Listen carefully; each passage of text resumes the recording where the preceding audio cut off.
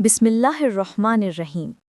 یہ کہانی ہے اس ہستی کی جو نبی کریم صلی اللہ علیہ وسلم کے دل کا ٹکڑا تھیں، جن کے چہرے کو دیکھ کر نبی صلی اللہ علیہ وسلم کے چہرے پر مسکراہٹ آ جاتی تھی، جنہیں دنیا نے فاطمۃ الزہرا کے نام سے پہچانا اور جنہیں جنتی عورتوں کی سردار کہا گیا۔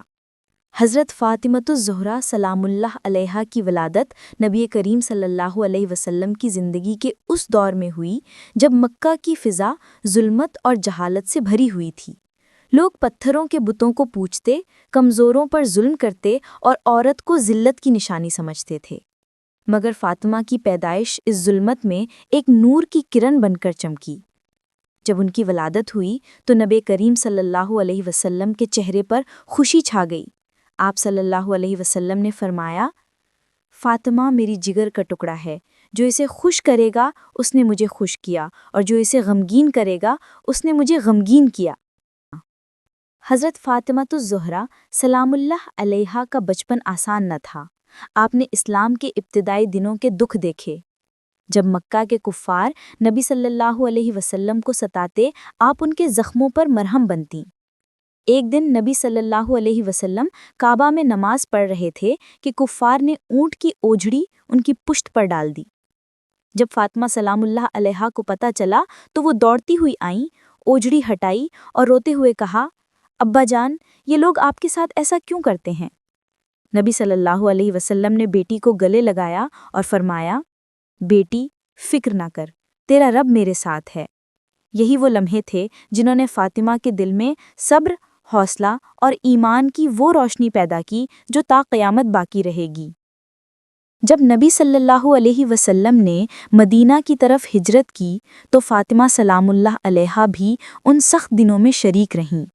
انہوں نے اپنی ماں حضرت خدیجہ رضی اللہ عنہا کا غم برداشت کیا، پھر نبی کی جدائی کا صبر کیا۔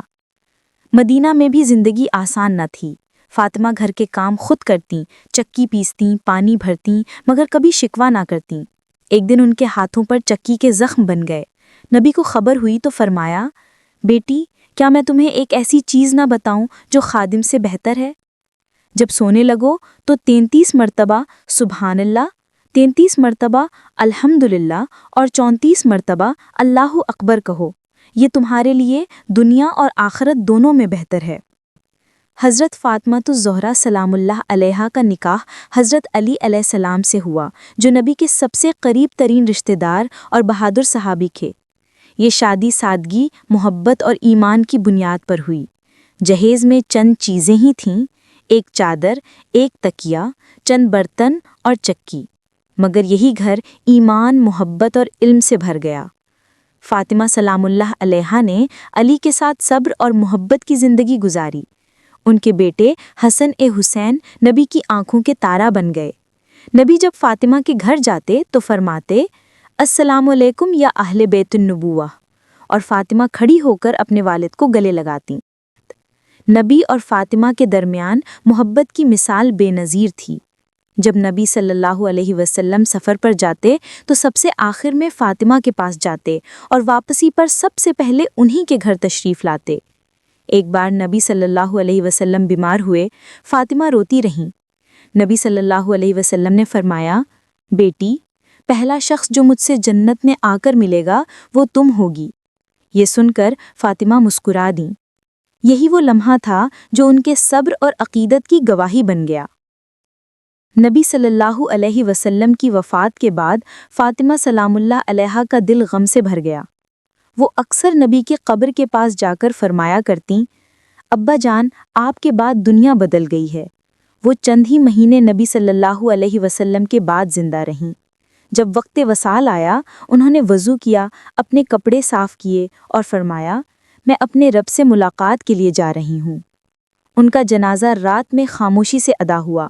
حضرت علی نے خود دفن کیا اور آسمان گواہ ہوا کہ زمین نے جنتی عورتوں کی سردار کو اپنے اندر لے لیا۔ نبی صلی اللہ علیہ وسلم نے فرمایا، فاطمہ جنتی عورتوں کی سردار ہے۔ فاطمہ میری جگر کا ٹکڑا ہے۔ اللہ فاطمہ کی رضا میں راضی ہوتا ہے اور فاطمہ کے غم سے ناراض ہوتا ہے۔